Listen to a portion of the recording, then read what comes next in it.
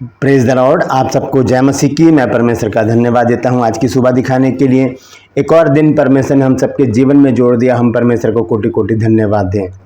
एक नया संदेश लेकर मैं आपके सम्मुख उपस्थित हूं। मैं आपका दोस्त पास्टर राज मैसी और आप देख रहे हैं मेरा यूट्यूब चैनल जिसका नाम है ब्रदर राज मैसी। मैं आपसे गुजारिश करता हूँ कि मेरे इस चैनल को सब्सक्राइब कीजिए, बेल आइकन को दबाइए ताकि नोटिफिकेशन आपके पास पहुंचे, नया वीडियो नई जानकारी बिना व्यवधान के आपके पास पहुंच जाए।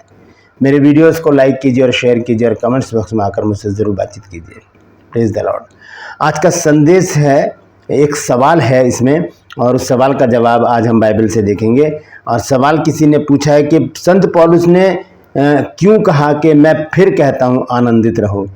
फिलिप्पियों 4 अध्याय के 4 पद की बात हो रही है, क्योंकि वहाँ लिखा है प्रभु में सदा आनंदित रहो, मैं फिर कहता हूँ आनंदित रहो। तो क्यों संत पौलुस ने इस बात को 2 बार कहा है, क्यों जोर दिया है सेकंड पार्ट में, यानी कि दूसरे हिस्से में, इस पद के दूसरे हिस्से में कि मैं फिर कहता हूँ आनंदित रहो। तो आज हम इस बात को देखेंगे कि संत पौलुस ने क्यों कहा कि मैं फिर कहता हूँ आनंदित रहो। तो बने रहिए मेरे साथ, पूरा संदेश सुनिए और इसे शेयर भी कीजिए ताकि और भी लोग इन भेद की बातों को जान सकें।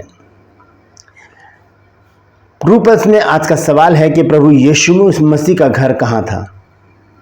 ट्रू पल्स में आज का सवाल है कि प्रभु यीशु मसीह का घर कहाँ था। जानते हैं तो कमेंट्स में लिख दीजिए, नहीं तो डिस्क्रिप्शन में आपको इस सवाल का जवाब मिल जाएगा।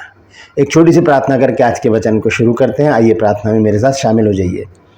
प्रभु जी, हम धन्यवाद देते हैं आज की सुबह दिखाने के लिए और विनती करते हैं प्रभु जी आज के दिन हमारे साथ रहना, हमारी अगुवाई करना।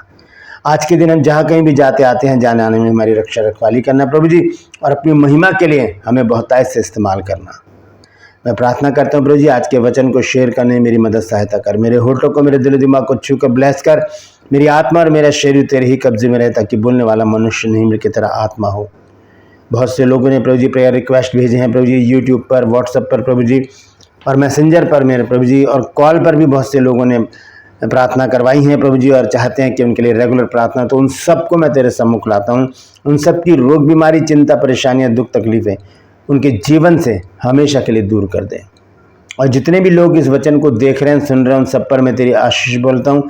हर एक को आशीषित कर। हर एक की रोग बीमारी, चिंता, परेशानियाँ, दुख, तकलीफ़ें, लड़ाई झगड़े, मनमुटाव, बांझपन, कर्जा, नशा, बेरोजगारी, कमी घटियाँ, बुरी बीमारी और प्रभु जी तलाक की समस्याएं हर एक घर से दूर कर दे प्रभु जी।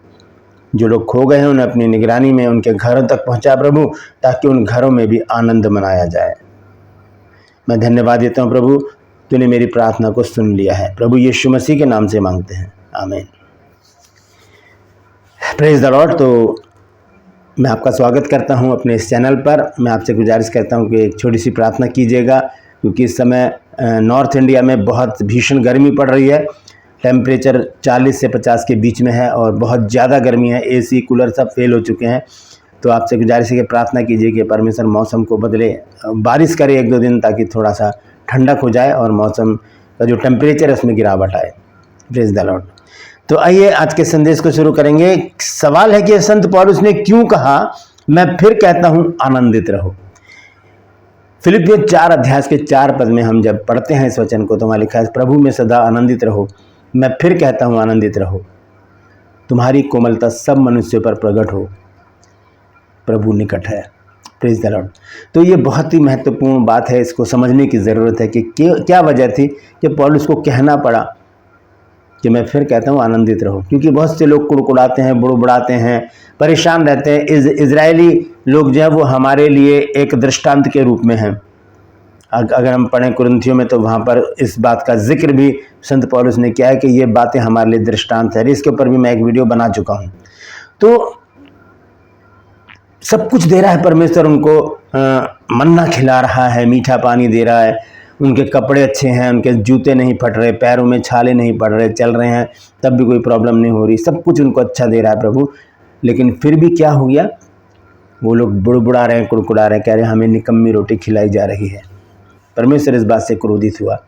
और संत पौलुस जानते हैं कि अगर हम सब कुछ अच्छा पाने के बावजूद भी अगर कुड़कुड़ाएंगे, बुड़बुड़ाएंगे तो परमेश्वर नाराज तो होगा ही। बहुत से लोगों को मैंने कहते सुना, यार क्या जीवन है यार, दाल खाने को मिल रही है। तो उन लोगों को देखो जिनको तो दाल भी नहीं मिलती है, वो भूखे कूड़े में से खाना उठा उठा के, झूठा खाना, खराब खाना उठा उठा कर खाते हैं वो लोग। परमेश्वर का धन्यवाद देकर हमें सारी चीज़ों को एक्सेप्ट करना चाहिए। सबसे बड़ी बात क्या है कि हमें इस बात का धन्यवाद देना चाहिए कि हम जीवित हैं। सुबह उठते ही परमेश्वर को धन्यवाद दें, प्रभु तेरा धन्यवाद कि तूने हमें जीवित रखा, सही सलामत रखा। नहीं तो बहुत से लोग सोते के सोते रह जाते हैं और वो इस संसार से चले जाते हैं। तो हम क्यों इस तरह का व्यवहार करते हैं, ये बात पौलुस अच्छी तरह जानता है। फिर वो कहता है कि आनंदित रहो, आप प्रभु में आनंदित रहो। चाहे बुखार हो, खांसी हो, जुकाम हो, बड़ी से बड़ी बीमारी हो, कोई सी भी बीमारी हो, चाहे नुकसान हो गया हो, सब बातें मिलकर भलाई को उत्पन्न करती हैं। ये भी पौलुस ने कहा रोमियो 8 के 28 पद में। तो पौलुस ये समझाना चाहता है कि हम कुड़कुड़ाए नहीं, बुड़बुड़ाए नहीं। अगर अच्छे दिन हमारे गुजर रहे हैं तब तो हम आराम से दिन गुजारते हैं, हम कुछ बोलते नहीं, ना परमेश्वर को धन्यवाद देते कि प्रभु तेरा धन्यवाद कि हम अच्छे दिन से गुजर रहे हैं। लेकिन जरा सी परेशानी, चिंता, दुख आ जाती है तो हम बुड़बुड़ाने और कुड़कुड़ाने लगते हैं कि क्या जीवन है हमारा, बीमार ही पड़े रहते हैं, हमारे घर में सिर्फ दाल रोटी ही मिलती है खाने को, हमारे पास जॉब नहीं है, ये नहीं है, वो नहीं, बहुत सारी शिकायतें हम परमेश्वर के सामने रखते हैं। लेकिन पौलुस कहता है कि सदा आनंदित रहो। सदा का मतलब है सर्वदा, हमेशा हमेशा आनंदित रहने के लिए पौलुस हमें प्रेरित करता है। चाहे दुख हो, मुसीबत हो, परेशानी हो, चाहे हम भले चंगे हों, चाहे हम बीमार हों, चाहे दुख में हो, चाहे खुशियों में हो, हर हाल में हमें प्रभु में आनंदित रहने के लिए संत पौलुस कहता है। लेकिन सवाल यह है कि क्यों 2 बार कहा संत पौलुस ने कि प्रभु में सदा आनंदित रहो। मैं फिर कहता हूँ आनंदित रहो। मैं आपको एक बात बताना चाहता हूँ कि एक बात अगर 2 बार हमारे पास आती है तो उस बात का बहुत बड़ा महत्व होता है। मान लीजिए आप बाहर से आए हैं, गर्मी है बहुत, और आप घर में आए, आपने अपने बच्चे से कहा कि बेटा पानी पिलाना, उसने नहीं सुना, उसके कान तक आवाज़ नहीं गई, या इग्नोर कर दिया उसने, या किसी काम में बिजी है, उसने सोचा होगा थोड़ी देर में अभी मैं दे दूंगा। लेकिन आपको तो बहुत तेज प्यास लग रही है, आप दोबारा कहेंगे कि बेटा पानी पिला दे, क्योंकि ये इस बात का महत्व है। आपको प्यास लग रही है तो वो बात दोबारा कहनी पड़ेगी, आपको कहनी पड़ेगी। और जब आप कहेंगे बेटा पानी पिला दे, मैंने पहले भी बोला तेरे को, तो फिर बेटा पानी ला कर देगा आपको और आपकी प्यास बुझेगी उससे। तो इसीलिए महत्वपूर्ण है दोबारा वाली बात, जो एक बात को दोबारा कहा जाता है। कई बार हम कहते हैं बेटा सुधर जाओ, सुधर जाओ, सुधर जाओ। एक बात को 2 बार क्यों कहना पड़ता है? क्योंकि बच्चे सुधरते नहीं हैं। हम भी जो बड़े लोग हैं, परमेश्वर हमें भी सुधरने के लिए कहता है, हम परमेश्वर की सुनते नहीं। वचन कहता है कि आज यदि तुम उसका शब्द सुनो तो अपने मन को कठोर ना करो। तो कहने का मतलब यह है कि संत पौलुस ये बताना चाहते हैं हमको कि हमें आनंदित रहना है, चाहे कैसी भी परिस्थितियां हों, अच्छा हो, बुरा हो, काला हो, सफ़ेद हो, निराशा हो, आशा हो, कैसी भी परिस्थिति हो, हमें प्रभु में आनंदित रहना है, प्रभु में आनंदित रहना है। दूसरी बार क्यों कहा पौलुस ने? क्योंकि इस बात का बहुत बड़ा महत्व है मेरे और आपके जीवन में। जब हम देखते हैं वचन में, बाइबल में भी एक बात को 2 बार दोहराया गया है। आइए सबसे पहले हम देखेंगे लेव्य व्यवस्था 19 अध्याय और उसका 2 पद देखें क्या लिखा है। लेव्य व्यवस्था 2 अध्याय और उसका 19 पद। यहां पर इस प्रकार से लिखा है,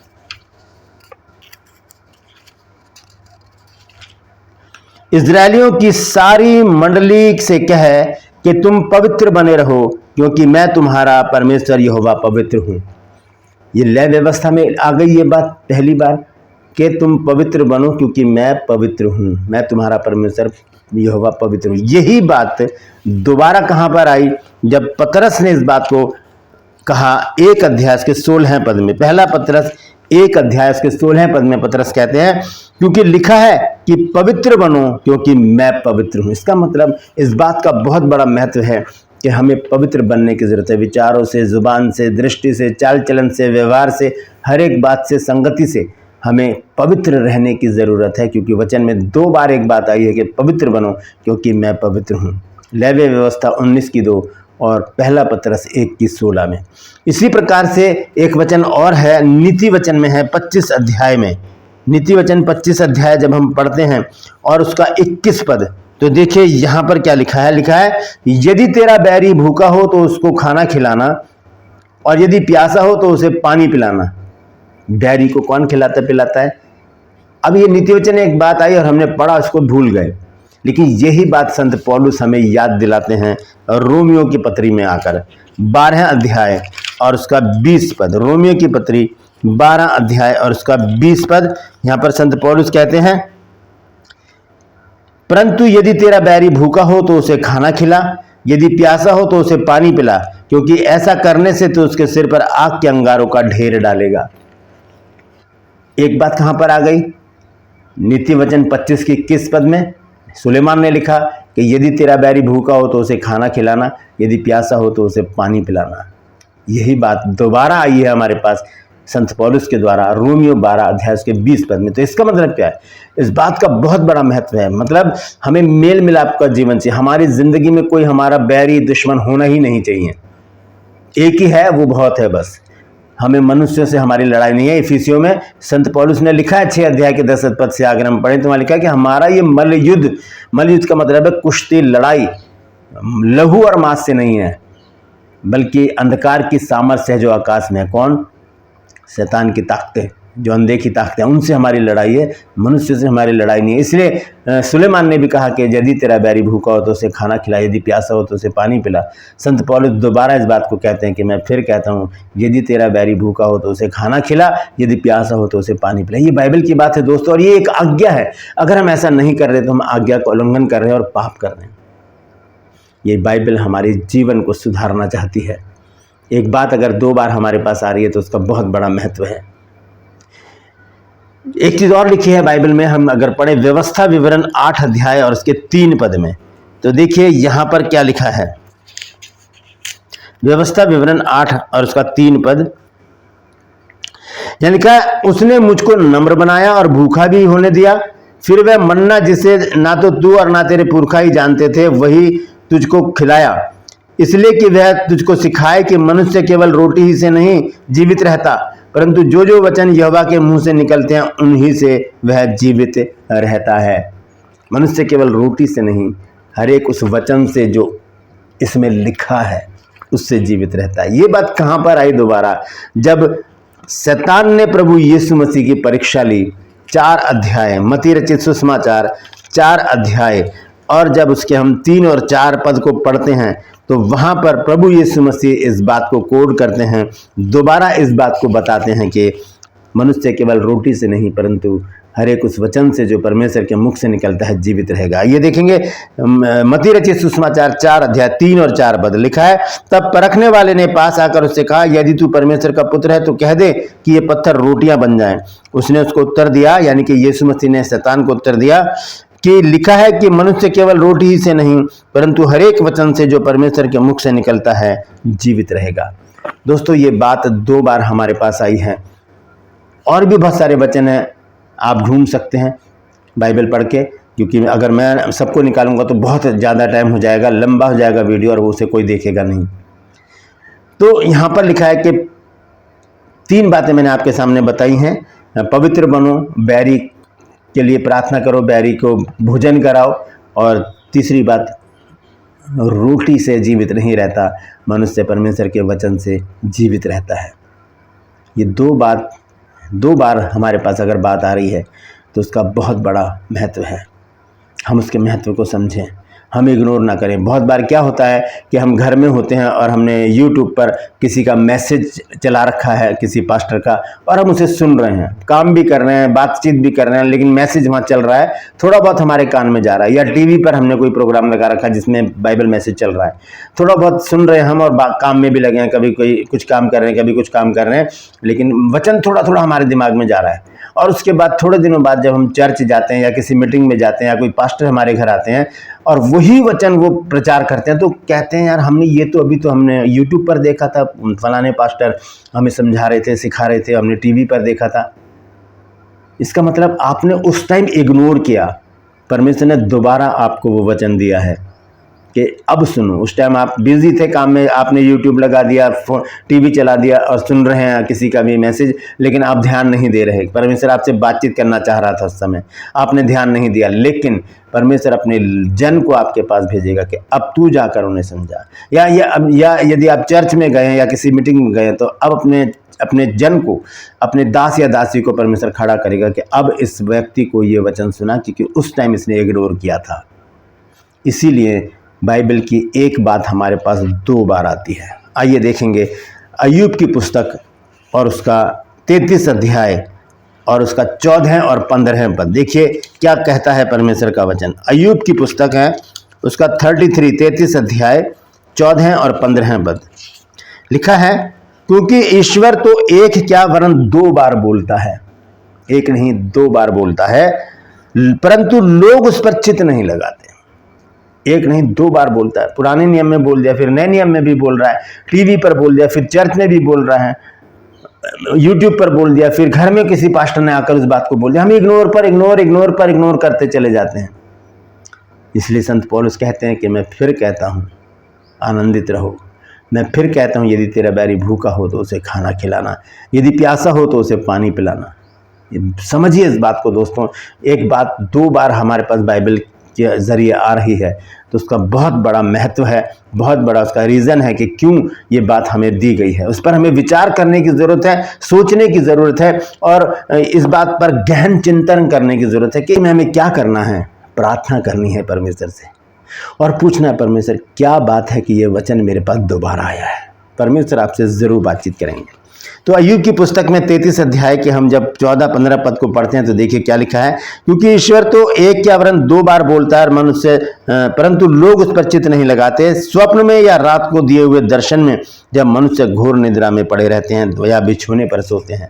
सपने में बात करेगा परमेश्वर, दर्शन देकर बात करेगा, बाइबल से बात करेगा, अपने दास दासियों के द्वारा बात करेगा आपसे। आप इग्नोर करोगे तो फिर दोबारा परमेश्वर जरूर बात करेगा आपसे। फिर इग्नोर कर दिया तो उसके बाद फिर कोई बातचीत नहीं होगी, क्योंकि एक बात को 2 बार कहा जाता है अगर, तो उसका बहुत बड़ा महत्व होता है। Praise the Lord. मैं आपको बताना चाहता हूँ संत पौलुस ने क्यों कहा कि प्रभु में सदा आनंदित रहो। मैं फिर कहता हूँ आनंदित रहो, क्योंकि फिलिप्पियों की पत्री लिखते समय पौलुस 6 बार पहले भी कह चुका था कि आनंदित रहो। 6 बार पहले कह चुका था आनंदित रहो। आइए इसको देखेंगे। हम निकाल लेंगे फिलिप्पियों की पत्री 1 अध्याय और उसका 18 पद सबसे पहले हम पढ़ेंगे। तो यहाँ पर लिखा है, सो क्या हुआ, केवल यह कि हर प्रकार से, चाहे बहाने से चाहे सच्चाई से, मसीह की कथा सुनाई जाती है और मैं इससे आनंदित हूँ और आनंदित रहूँगा भी। यहाँ पर मसीह की कथा सुनाए जाने के विषय में संत पौलुस आनंदित शब्द का प्रयोग करते हैं। उसके बाद जब हम देखते हैं 25 पद में, इसी के 25 पद में, तब संत पौलुस यहाँ क्या कहते हैं, और इसलिए कि मुझे इसका भरोसा है, सो मैं जानता हूं कि मैं जीवित रहूंगा, वरन तुम सबके साथ रहूंगा, जिससे तुम विश्वास में दृढ़ होते जाओ और उसमें आनंदित रहो।